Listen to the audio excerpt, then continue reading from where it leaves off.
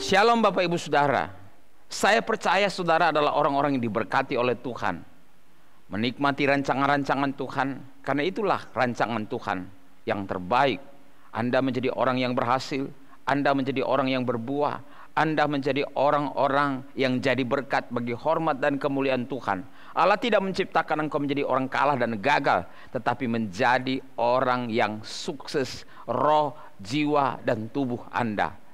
Percayalah, itulah rancangan Allah atas hidup saudara. Jangan pernah mempercayai intimidasi iblis, kebohongan iblis yang berusaha mencuri, membunuh, dan membinasakan saudara. Sebab itu saudara, mari kita siapkan hati kita untuk mendengarkan firman Tuhan. Anda bisa sukses bila Anda tambahkan kepada imanmu yang sungguh dengan kebajikan, hidup yang baik. Baik Bapak Ibu Saudara, firman Tuhan terambil dari Yohanes 15 ayat 5. Akulah pokok anggur dan kalian cabang-cabangnya. Orang yang tetap bersatu dengan aku dan aku dengan dia akan berbuah banyak. Sebab tanpa aku kalian tak dapat berbuat apa-apa. Firman Tuhan menjamin kepada kita, orang yang tertanam di dalam Kristus, yang bersatu dengan Kristus, itu telah dirancang oleh Tuhan bukan menjadi orang gagal dan kalah, tetapi menjadi pemenang. Firman Tuhan mengajarkan kepada kita di dalam 2 Petrus 1 ayat 8 bahwa ada 7 hal yang Tuhan mau kita perhatikan di dalam kita, tertanam di dalam Dia. 7 hal itu apabila berlimpah-limpah ada di dalam kita, maka kita akan dibuatnya menjadi giat dan berhasil dalam pengenalan kita kepada Yesus Kristus Tuhan kita. Dan ini yang ingin saya sampaikan pada saat ini. Kita telah belajar sebelumnya adalah dalam 2 Petrus 1 ayat 5 bahwa berusahalah sungguh-sungguh supaya imanmu itu terus tertanam di dalam Yesus Kristus. Jangan pernah mundur, jangan pernah goyah dalam hubunganmu dengan Tuhan lewat iman saudara kepada Kristus. Teruslah percaya sekalipun matamu memandang ada banyak kemustahilan, ada banyak ketidakmungkinan, tetapi percayalah kepada firman Allah. Karena itu satu-satunya penghubung antara kita dengan Allah yang membuat kita tidak terlepas dari Dia. Ketika kita terlepas dari Dia, itulah kegagalan. Dan itu adalah awal kegagalan, awal keterpurukan yang pada akhirnya membawa kita kepada kebinasaan. Kita bisa saja berpikir bahwa kita adalah orang Kristen, tapi sebenarnya kita tidak tertanam di dalam Dia. Yesus berkata bukan orang yang berseru Tuhan, Tuhan yang akan masuk dalam kerajaan sorga, dalam Matius pasal 7, tapi orang yang melakukan kehendak Bapa di sorga. Bapak Ibu Saudara, kalau saudara mempercayai Tuhan, saudara tertanam di dalam Dia, saudara pasti berhasil. Karena itu kebenaran firman Tuhan, itu hukum kebenaran yang disampaikan oleh Yesus. Siapa tertanam di dalam aku dan aku di dalam dia, maka ia berbuah banyak. Di luar aku, kamu gagal, kamu tidak bisa berbuat apa-apa. Jadi firman Tuhan mengajarkan kepada kita, berusahalah sungguh-sungguh untuk terus mempercayai Tuhan apapun yang terjadi, bagaimanapun keadaannya, segelap apapun kehidupan yang saudara jalani, sedalam apapun lembah kekelaman yang saudara hadapi. Tetaplah percaya kepada Tuhan, karena Tuhan selalu ada dan tidak akan pernah membiarkan engkau. Allah selalu hadir, lebih daripada apa yang kita tahu, lebih daripada apa yang kita rasakan, lebih daripada apa yang kita pikirkan dengan pikiran kita yang terbatas. Saudara, Tuhan selalu ada di dalam diri kita. Dan itu hanya bisa terjadi ketika kita terus-menerus mempercayai Dia. Nah, Bapak Ibu Saudara, hari ini coba kita perhatikan kebenaran firman Allah kembali di dalam 2 Petrus 1 ayat 5. Bagaimana Anda bisa sukses? Firman Tuhan katakan, berusahalah sungguh-sungguh menambah kepada imanmu kehidupan yang baik. Menambah kepada imanmu itu kebajikan. Jika engkau sungguh-sungguh menambah kepada imanmu itu kebajikan. Bapak Ibu Saudara yang dikasihi Tuhan, firman Tuhan mengajarkan kepada kita dalam Efesus 2 ayat 10. Kita ini buatan Allah, diciptakan dalam Kristus Yesus untuk melakukan hal yang baik, pekerjaan yang baik yang dipersiapkan Allah sebelumnya, Ia mau supaya kita hidup di dalamnya. Jadi, ketika orang tertanam di dalam Kristus, dia harus membangun satu kerajinan. Ia harus membangun suatu antusiasme di dalam dirinya. Itu adalah hasil respon kita terhadap kuasa ilahi yang telah diberikan kepada kita, yang telah disuplai kepada diri kita secara alamiah. Dan itu sebabnya Tuhan terus akan membawa kita. Tuhan tidak akan memaksa kita, saudara. Tetap keputusan ada pada diri kita. Tuhan tidak mengubah kita menjadi robot, menjadi mesin. Keputusan selalu ada pada diri kita. Adam dan Hawa di dalam Taman Eden diberi kehendak bebas untuk membuat keputusan. Keputusannya salah. Yesus di Taman Getsemani diberi kesempatan sebagai manusia 100% untuk melakukan kehendak Bapa atau melakukan kehendaknya sendiri. Tapi Yesus berkata, bukan kehendakku tapi kehendakmu yang jadi. Nah, Bapak Ibu Saudara, keputusan ada pada diri saudara. Apakah saudara meresponi suplai kehidupan, suplai kuasa ilahi yang telah diberikan oleh Yesus kepada saudara di dalam roh saudara, dengan cara menambahkan dengan sungguh-sungguh kepada imanmu kebaikan, menambahkan kepada kebaikanmu itu, menambahkan kepada imanmu itu kebaikan. Karena itulah rancangan Tuhan terhadap saudara dalam Efesus pasal 2 ayat 10. Setelah saudara diselamatkan oleh anugerah Allah, firman Tuhan berkata, buatan Allah, kita ini buatan Allah, diciptakan dalam Kristus, diciptakan baru di dalam Kristus. Kita tertanam di dalam Kristus, memiliki kehidupan Kristus dalam diri kita, memiliki roh Allah, roh Kristus dalam diri kita. Untuk apa? Melakukan pekerjaan yang baik. Dan Dia mau kita hidup di dalamnya. Jadi Bapak Ibu Saudara, ketika saudara menjadi orang beriman, saudara juga adalah orang baik. Bagaimana kebaikan itu ada? Karena hati nurani saudara sudah dimurnikan. Standar hidup saudara telah dimurnikan. Sudah dikembalikan pada proporsinya. Distandarisasi. Dan standarisasinya adalah Kristus. Roh Kristus, roh kebenaran, roh kehidupan, roh kekudusan, roh ketaatan sudah ada di dalam diri saudara, di dalam Kristus Yesus. Jadi Bapak Ibu Saudara, mari kita mempelajari kebenaran ini. Tambahkan kepada imanmu itu dengan sungguh-sungguh kehidupan yang baik, pikiran yang baik, sifat yang baik, perbuatan yang baik, perkataan yang baik, jalan hidup yang baik, keputusan yang baik, dan semua yang baik. Coba saudara mulai hidupi, karena memang saudara diciptakan seperti itu. Identitasmu sekarang di dalam Kristus adalah kehidupan yang baik. Saudara bukan lagi orang jahat, bukan lagi hamba dosa, bukan hamba kejahatan. Saudara adalah hamba Allah. Paulus berkata dalam Galatia 2 ayat 20, hidupku bukan aku lagi tapi Kristus. Hidup yang kuhidupi adalah hidup di dalam iman kepada Kristus yang menyerahkan dirinya untuk aku.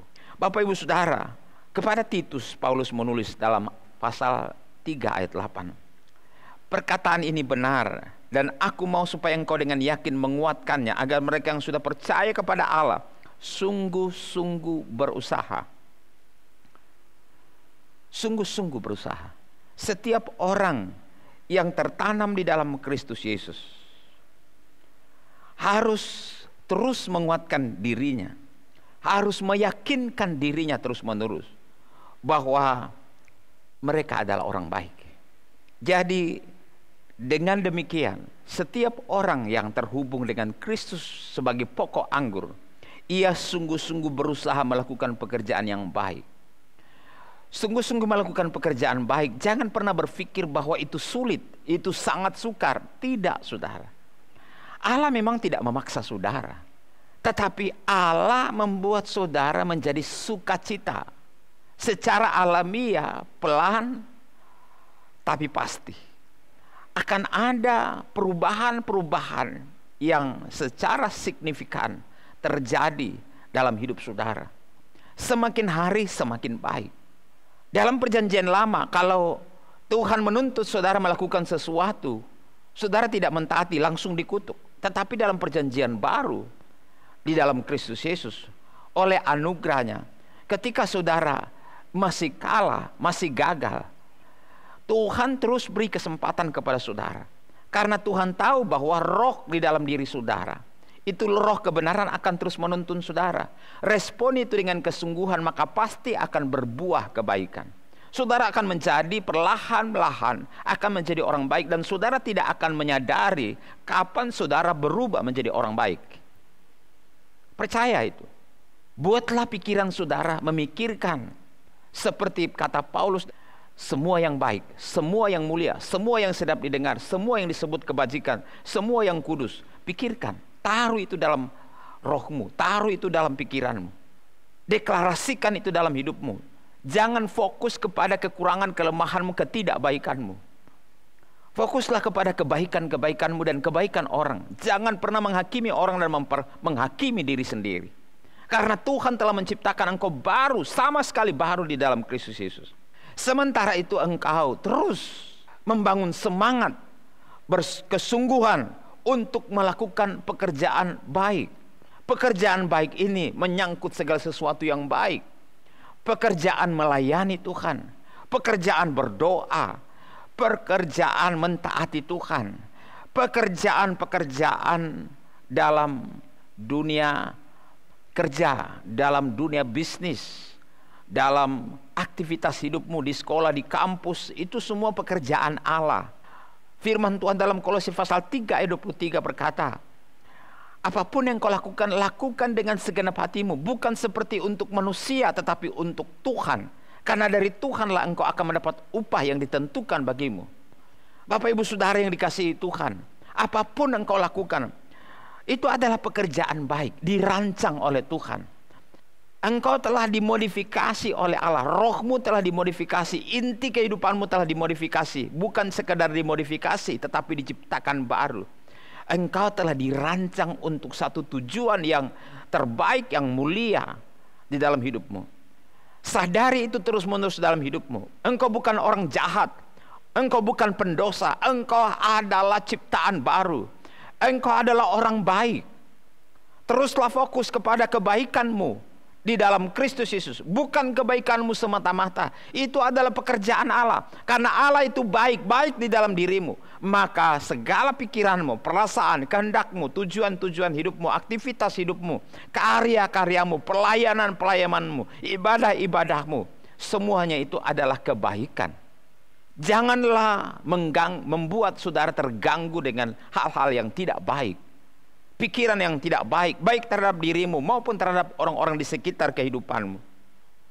Firman Tuhan berkata, perkataan ini benar dan aku mau supaya engkau dengan yakin menguatkannya, agar mereka yang sudah percaya kepada Allah sungguh-sungguh berusaha melakukan pekerjaan baik. Itulah yang baik dan yang berguna bagi manusia. Jadi Bapak Ibu Saudara, apa yang saudara harus kerjakan? Selalu lihat baiknya. Ketika engkau berhadapan dengan persoalan, jangan panik, jangan gelisah, dan jangan kecewa. Lalu kemudian mempersalahkan, menghakimi. Lihatlah dalam semua situasi, Tuhan hadir di sana. Bukankah Roma 8:28 katakan, Allah turut bekerja dalam segala sesuatu untuk mendatangkan kebajikan bagi orang yang mengasihi Dia. Jadi Bapak Ibu Saudara, pandanglah karya Allah di balik awan gelap yang saudara hadapi. Pandanglah karya Allah di dalam lembah kekelaman yang sedang saudara jalani. Pandanglah campur tangan Allah di dalam musim kehidupan yang saudara sedang hadapi. Jangan engkau menjadi negative thinking terhadap Allah dan terhadap kehidupan. Ada begitu banyak orang pesimis saat-saat ini tentang kehidupan bernegara, berbangsa, tentang kehidupan masa depannya, tentang penghasilannya, tentang BBM, Dan banyak hal lagi yang selalu dikhawatirkan oleh banyak orang, membuat orang menjadi galau. Saya mau beritahu, apapun yang terjadi, Tuhan akan menuntun saudara dan membuat saudara dapat menikmati rancangan Tuhan. Yang paling penting adalah lihat positifnya. Banyak orang selalu berpikir, wah, berkurang keuntunganku. Wah, saya tidak akan makan ini lagi, makan itu lagi, dan seterusnya. Jangan pernah membiarkan dirimu diperalat oleh pikiran-pikiran duniawi, sehingga engkau kehilangan damai sejahtera dan sukacita dari Allah. Kenapa saudara? Saudara berpikir tentang masa depan yang seperti apa, tetapi makanan di depanmu engkau tidak bisa nikmati. Tuhan mau engkau nikmati hidup yang Tuhan karuniakan. Seperti halnya burung-burung, dia menikmati apa adanya yang disediakan alam kepada mereka. Ia tetap berkicau, terbang ke sana kemari dengan sukacita. Begitu pun juga rumput-rumput di padang. Tuhan membuat mereka tumbuh, Tuhan membuat mereka ada sebagaimana ada. Tuhan yang mengatur hidup mereka. Dan mereka dihiasi Tuhan dengan kehidupan yang semarak. Bagaimana dengan saudara? Makhluk yang diciptakan sepeta segambar dengan Allah. Allah telah menjelma menjadi manusia untuk menyelamatkan saudara dari segala kutuk dan mengubah kutuk menjadi berkat bagi saudara di atas kayu salib. Kenapa saudara tidak berusaha melihat kebaikan-kebaikan sekecil apapun yang terjadi dalam hidupmu? Kenapa saudara kehilangan syukur? Kenapa kehilangan sukacita? Kenapa kehilangan damai sejahtera? Karena saudara tidak memandang seturut cara pandang Allah. Saudara memandang seturut cara pandang manusia di sekitar kehidupanmu. Engkau mulai bandingkan dirimu dengan orang lain. Dan engkau mencoba untuk menjadi seperti orang lain. Ketika Tuhan memelihara janda di Sarfat, ia tidak membandingkan diri dengan orang lain. Alkitab mencatat seperti apa janda Sarfat itu menjalani kehidupannya. Atau seperti Elia yang tidak bisa lagi mendapatkan makanan seperti biasanya, tetapi dia disuruh untuk duduk di tepi sungai Kerit, dan Tuhan membawakan kepadanya makanan lewat burung gagak setiap hari. Ia tetap bersukacita dan tidak menjadi minder, tidak menjadi kehilangan sukacita dengan hanya sekerat roti yang dibawa oleh burung gagak kepadanya. Saudara akan melihat bahwa satu saat, bahwa sekalipun tidak ada apapun dalam hidup saudara seperti yang saudara bayangkan, pikirkan ada pada orang lain, tapi saudara tetap ada sukacita dan damai sejahtera. Kenapa? Karena Kristus ada di dalam diri saudara, melebihi apapun yang kau bisa makan, minum, pakai, dan gaya hidup tertentu. Ada satu saat di dalam hidup saudara sebagai orang percaya, semua akan diambil, semua akan disingkirkan. Apakah saudara akan kehilangan juga pengharapan, keyakinan kepada Kristus? Ketika tidak ada apapun dalam hidup saudara, apakah saudara kehilangan damai sejahtera, sukacita, dan kemampuan untuk menikmati rancangan Allah? Bapak ibu saudara yang dikasihi Tuhan, ingat bagaimana Yesus telanjang di kayu salib, tidak punya apa-apa. Ketika dia haus, diberikan air pahit kepadanya. Ketika dia ditinggalkan bapaknya, dia berseru, Eli, Eli, lama sabachthani. Ketika dalam kondisi seperti itu, dia berdoa, ampuni mereka karena mereka tidak tahu apa yang mereka perbuat. Tidak ada kain yang cukup untuk menutupi auratnya, tapi ia telah memperkaya banyak orang. Sekarang saudara tahu dia ada di mana.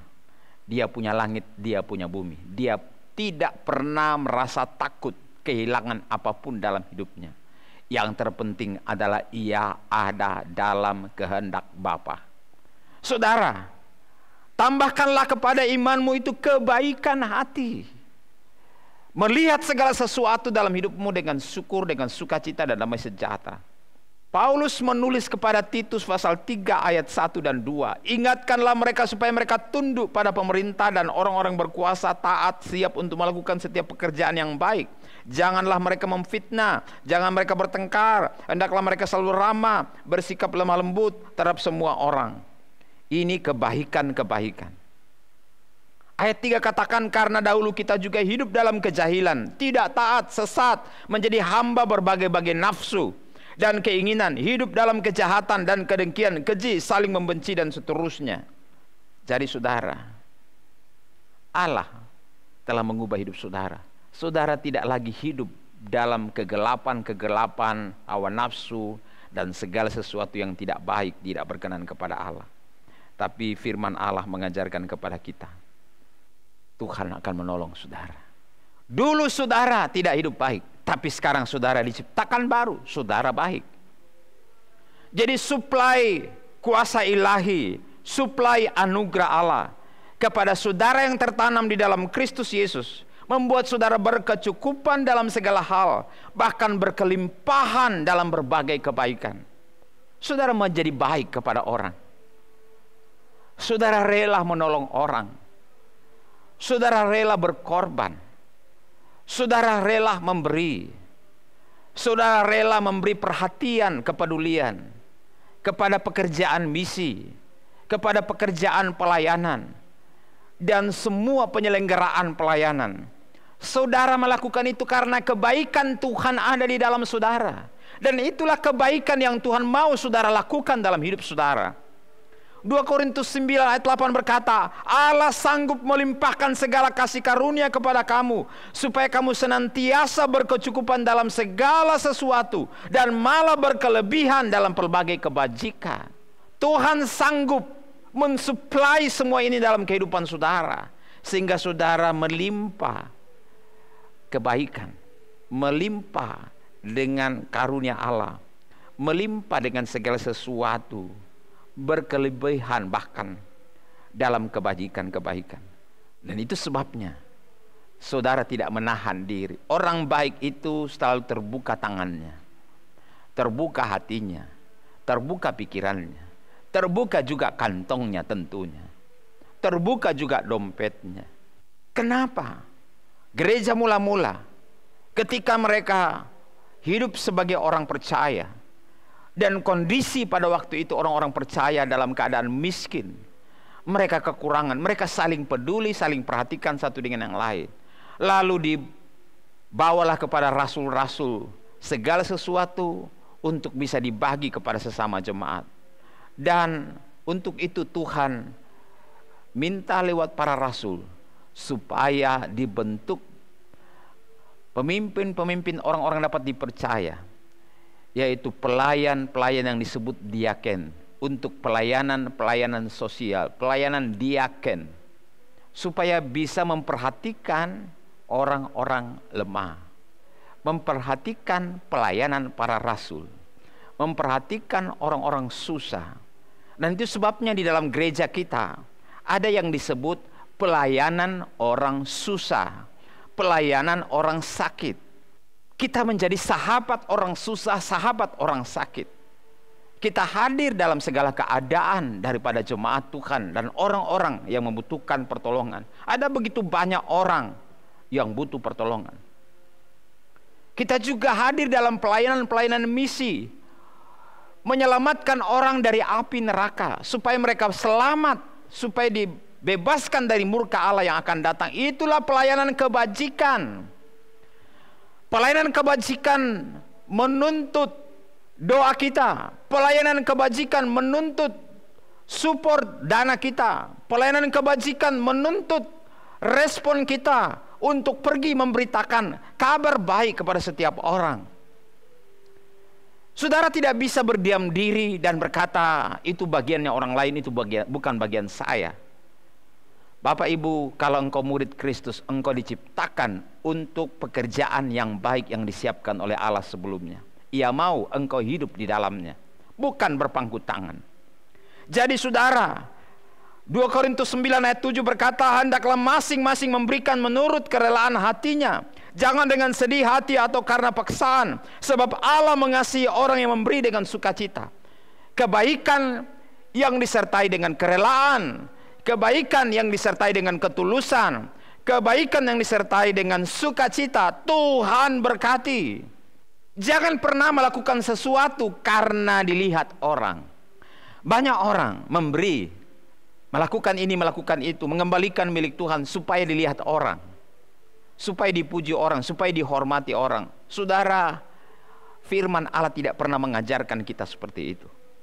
Tapi Tuhan mau kita lakukan itu dari hati dengan kerelaan, dengan sukacita, tanpa terpaksa. Dan itulah yang berkenan kepada Tuhan.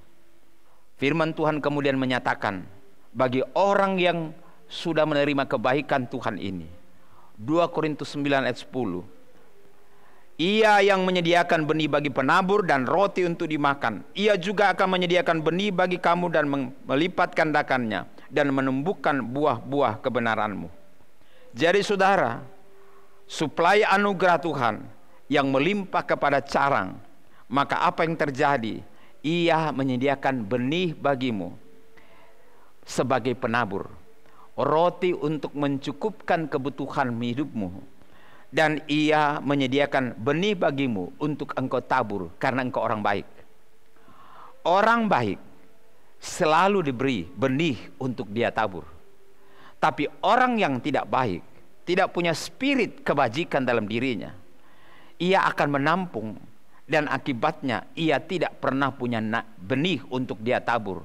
Jadi stop hanya sampai dirinya sendiri, stop sampai kepada egonya sendiri. Dan apa yang terjadi? Itu akan menumpuk menjadi penyakit bagi dirinya. Ia tidak akan pernah berbahagia dengan materi yang dia punya, keselamatan yang dia terima, dengan anugerah yang dia terima. Ia tidak bisa menikmati hidup Kristennya oleh karena ia memegang dengan erat. Tuhan tidak memberi benih kepada mereka yang tidak menabur. Dan itu sebabnya hanya stop sampai di situ. Tapi firman Tuhan berkata bahwa Ia menyediakan benih bagi penabur dan roti untuk dimakan. Ia juga akan menyediakan benih bagi kamu dan melipat gandakannya. Saya percaya ketika engkau hidup dalam kebaikan, di dalam iman yang sungguh kepada Tuhan, Tuhan akan selalu menyediakan yang terbaik bagimu. Dan akhirnya ayat 11 berkata, kamu akan diperkaya dalam segala macam kemurahan hati, yang membangkitkan syukur kepada Allah oleh karena kami. Saya percaya Tuhan memberkati saudara. Tuhan akan membawa saudara dalam rancangan-rancangannya, dan semua orang akan melihat kebaikan Tuhan yang mengalir lewat hidupmu. Kebaikan Tuhan yang membuat saudara bisa menjadi saluran kasih Tuhan. Kebaikan Tuhan yang mengalir di dalam diri saudara, suplai kehidupan yang mengalir dalam diri saudara, kuasa Tuhan yang mengalir kepada hidup saudara akan dialirkan kepada orang lain. Sehingga ketika saudara mendoakan orang, meletakkan tanganmu atas orang-orang, orang itu mengalami kuasa Tuhan. Ketika engkau menyampaikan kebenaran, orang itu dikuatkan, diberi semangat, diberi sukacita oleh Tuhan, diberi pengharapan oleh Tuhan, diselamatkan dari murka Allah yang akan datang. Kenapa? Karena saudara adalah saluran kuasa Tuhan. Saudara berbuah-buah dalam lingkungan hidup saudara.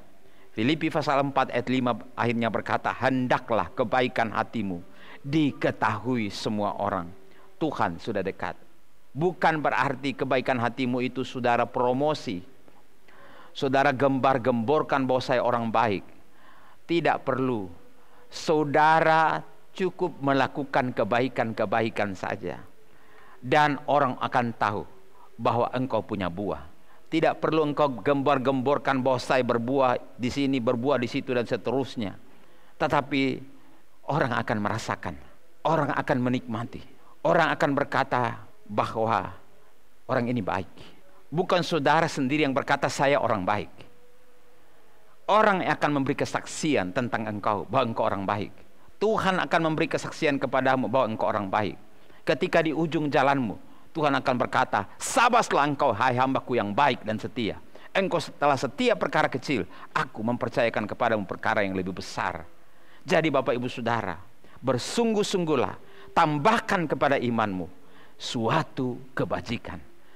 Suatu kebajikan, karena di dalam diri saudara ada suplai kuasa ilahi untuk hidup baik seperti yang dirancang oleh Allah sejak saudara diciptakan baru di dalam Kristus. Tuhan memberkati saudara. Amin.